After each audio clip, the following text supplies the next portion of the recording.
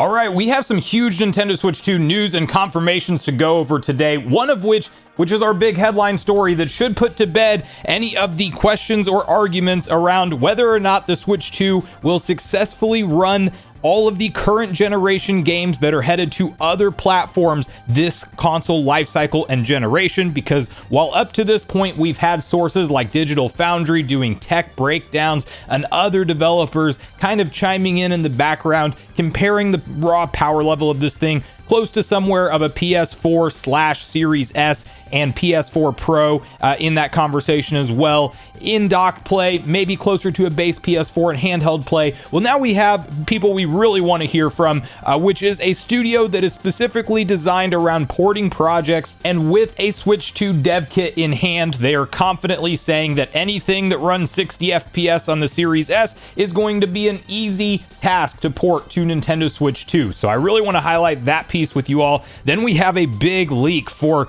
new Nintendo Switch Online games that, surprisingly, the source around this one, no track records to go off of. This is Nintendo themselves. Now, it did appear in their trailer through some blurring filters in the background in one of their updated NSO trailers, and people have noticed exactly what some of these box arts that are featured behind the blurred screens are, and there's some exciting games potentially headed to NSO soon, including Smash 64 and DK 64, so we have to cover that.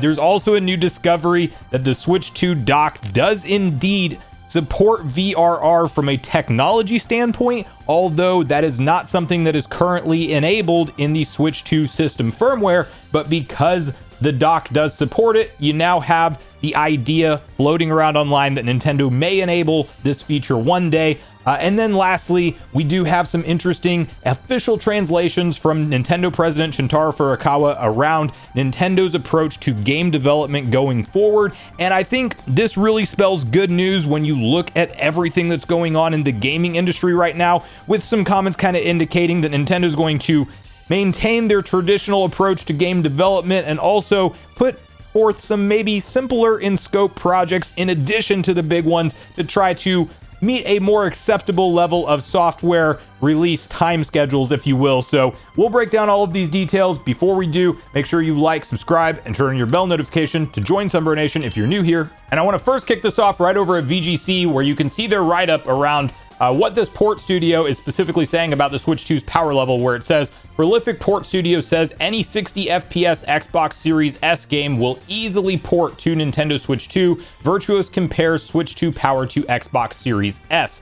Established in 2004, Virtuos is one of the largest game makers in the world. It focuses on supporting the development of major AAA games, bringing existing titles to new platforms. Having previously worked on franchises including Call of Duty, Dark Souls, Battlefield, Uncharted, and Horizon, it's currently supporting Konami's development of the Metal Gear Solid 3 remake. Owen Grady, technical director at Virtuos subsidiary Black Shamrock, which is known for Grounded, Kerbal Space Program 2, The Outer Wilds Spencer's Choice Edition.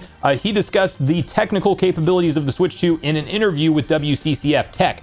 According to O'Grady, the overall GPU capabilities of both consoles are comparable thanks to Switch 2's use of DLSS upscaling. While Switch 2 CPU is closer to PS4, he said he believes any game shipping at 60 FPS on the Series S should easily port to the Switch 2. GPU-wise, the Switch 2 performs slightly below the Series S. This difference is more noticeable in handheld mode, he said. However, the Series S does not support technologies like DLSS, which the Switch 2 does. This makes the GPU capabilities of the two consoles comparable overall. CPU-wise, there is a clear distinction between the two consoles. The Switch 2 is closer to just the PlayStation 4, PS4 in this respect, having a CPU just a bit more powerful than the PS4's.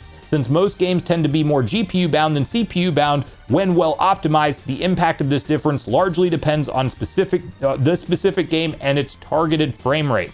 He added any game shipping at 60 FPS on the Series S should easily port to the Switch 2. Likewise, a 30 FPS Series S game that's GPU bound should also port well. Games with complex physics, animations, or other CPU-intensive elements might incur additional challenges to reach 30 or 60 FPS or require extra optimization during porting. The technical director is optimistic overall for the Switch 2 and even claimed it could surpass the sales performance of its 150 million predecessor, which would make it one of the best-selling consoles ever. Now, this is not necessarily some kind of analysts that you can go off of their claims with that, but clearly this developer and this head of the studio is very impressed with the technical capabilities of the Switch 2. And when there was all this discourse online about where this would land in terms of power, yes, from a raw technical standpoint, you can definitely compare it to that of a PS4. But when you look at the more modern architecture and the additional tools that Nintendo has provided with things like DLSS, they worked together with NVIDIA to create a custom chipset for this thing. It is not just simply only capable of running last gen games. We've already seen that with a lot of technical comparisons, but now we have somebody who is specifically known for porting games, just looking at this raw performance and saying, yeah, with the tools of DLSS that we have, anything that's a 60 FPS title or 30 FPS title that runs on the Series S is going to be able to have a comparable version, easily portable. That's the key word there, easily, to the Nintendo Switch 2, which is just a really good thing to hear for confirmation's sake that we're not going to be in this situation where all of the current generation games that come out are just mysteriously missing a Switch 2 logo. Now, right now, that kind of is the case because one of two things: Nintendo either wants to save all these initial third-party big announcements for their own direct presentation that could be coming soon, and or Nintendo clearly does not have development kits out to everybody because they had those select partners that they kind of worked with ahead of time to bring a launch lineup of games for Switch 2, and they pretty much had everybody else shut out. And we saw reports suggesting that it wasn't like there was no third-party games, kind of like that support was suggesting at launch, but no doubt reports have gone out that, you know, essentially dev kits started to go out to larger studios at June when the console really launched. So yes, clearly a lot of these third-party ports and projects that may be in the pipeline for Switch 2, they haven't had ample time to actually get builds of their games up and running on the hardware in advance. So that stuff is still coming later on. But listen, for me personally, the hybrid form factor with the power level of a Series S and running games that look up to that standard is very much fine with me. And I personally believe that when you have a port specialist legitimately making these claims, this should more or less put to bed the discourse online if Switch 2 can even run a lot of the current generation games. We're seeing it already perform very well and comparable to Series S versions, and sometimes really punching even in that same weight class as PS5. It is very hard to notice certain texture differences in select games, but as time goes on and optimization can be done even further for Switch 2 and developers learn the hardware better and it has tech like DLSS, I like our chances for getting comparable full current gen support of games on Switch 2. And obviously once the next generation of consoles start, that's going to be a whole different thing. But for now, I am very happy personally with the performance and the roadmap of games we have ahead to look forward to for the Switch 2. So sound off on this one in the comments down below and let me know what your take is. Okay, next, I do want to cover a big NSO leak that has apparently hit due to Nintendo and their trailer that they put out, an updated NSO trailer themselves. So I personally believe, while this is grain of salt territory and you do have to not just take this to the bank as confirmation, it seems like the build of NSO that Nintendo had in their trailer, which you can look this stuff for yourself and come to your own conclusion, but we're going to look at some close-up screenshot. It seems like they leaked some pretty big games that aren't there today. So someone on Family Boards pointed out that at the 40 mark, it almost looks like Smash 64's title screen in the background. Could be a coincidence, but Nintendo have done similar things in the past. And then the headline here, of course, that I skipped over is Nintendo might have accidentally leaked Smash 64's coming to NSO. Then edit, someone else pointed out, you can almost definitely also see Glover, Forsaken 64, and DK 64. Not sure why they'd include Glover of all things in the background of a promo like this, but still, someone else suggested that Scars might be there too, but at the very least, Smash 64 and Glover are pretty easily identified, in my opinion. And then kind of to look at the different screenshots here in question, you do have literally just some work going off of exactly the color profile, which is clearly blurred, but you can actually make that distinction that these are the colors that you would look at for those. And DK64, on the other hand, you don't even have to jump to this much of a leap because you can actually see it much more clear when they're actually, so this is kind of the screen that they're superimposing and looking at the exact profiles of things. But essentially, it looks like from, according to Nintendo's own screenshots, DK64 and Smash 64, those are two big additions that have been missing from NSO this whole time, and I personally believe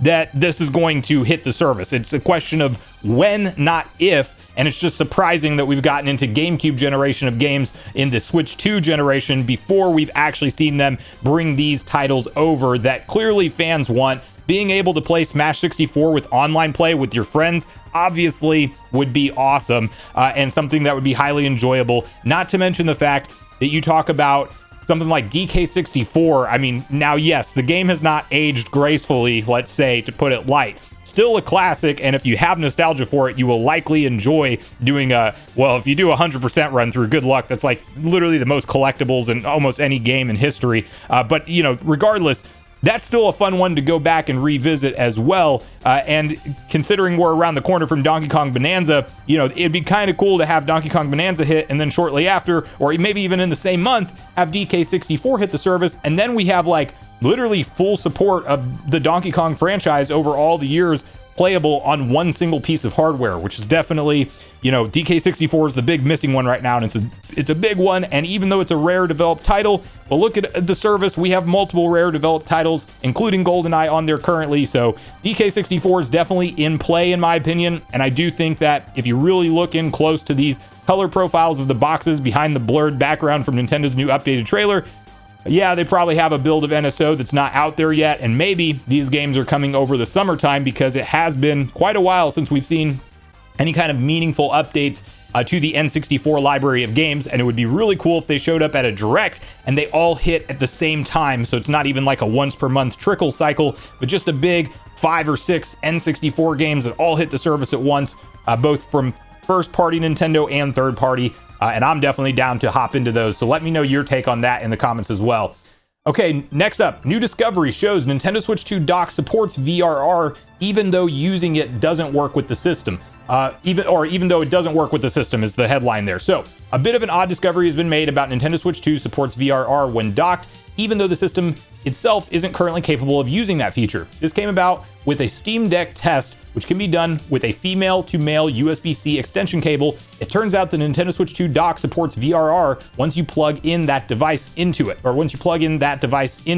The Verge tested that 4K VRR does actually work at up to 120 frames per second rather than relying on SteamOS flag. It was supported and also downloaded a tool to ensure that it was functioning properly.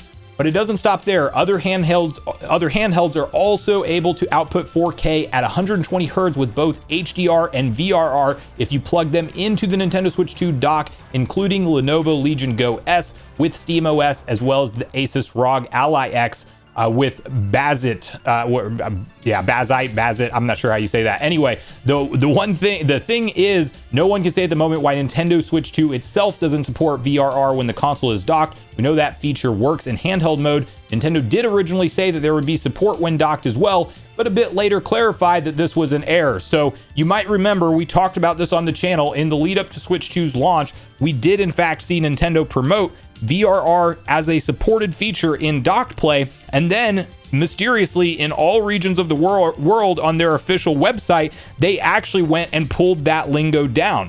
So in fact, we did see them once have it there, and then it's gone mysteriously. Well, the question then really becomes, is this going to be something that's added in a software or firmware update rather, or not? I think there's a shot that we see it added in, and if you're unfamiliar, VRR, variable refresh rate, it's something that if you have like 120 hertz screen TV, you could potentially run your game at something like 40 FPS.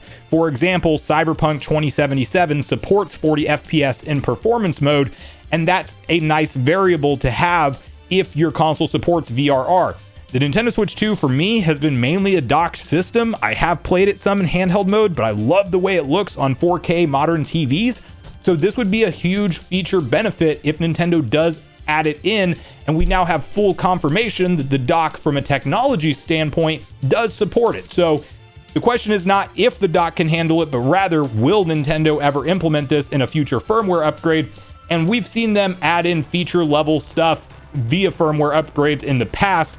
So this is on the table and a possibility, just not confirmation that it's coming anytime soon, in my opinion. But obviously, the more options for refresh rates and VRR, less screen tearing, less problems, less noticeable jumps when there's a variable refresh rate. This is just a good news thing if it does get implemented. So I'm hoping it does. We will see. But that is definitely something that from the docs end, you're covered there.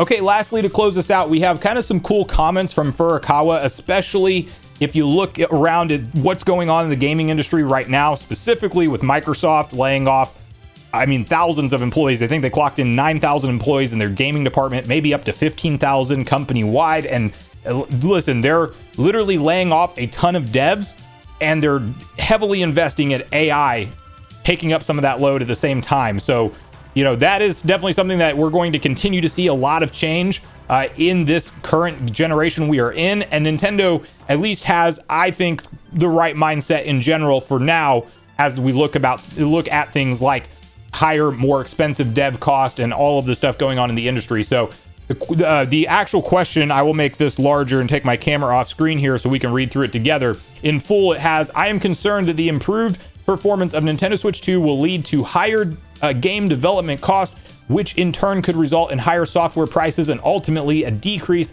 in the gaming population. What measures are you considering to address this?